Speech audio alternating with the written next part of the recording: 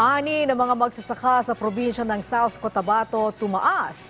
Ito ay sa tulong ng Consolidated Rice Production and Mechanization Program ng pamahalaan. Ang sentro ng balita mula kay Danny Dogiles ng PIA Socsarget. Umaani ng 10 hanggang 12 tonelada kada hektarya ng palay ang mga magsasaka ng South Cotabato sa ilalim ng Consolidated Rice Production and Mechanization Program.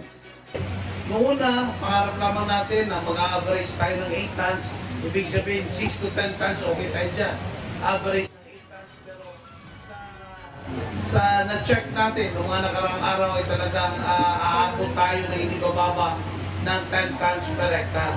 Sa pagbisita ni Pangulong Ferdinand Marcos Jr. sa lalawigan noong Hunyo, ipinangako ni Governor Tamayo sa Presidente na hindi bababa sa 8 tonelada ang produksyon ng palay kada hektarya sa ilalim ng Consolidated Farm System. Sa Consolidated Rice Production and Mechanization Program, pinag-isa ang maliliit na sakahan upang maging production block na may lawak na 50 hektarya o higit pa na pangangasiwaan ng isang kooperatiba.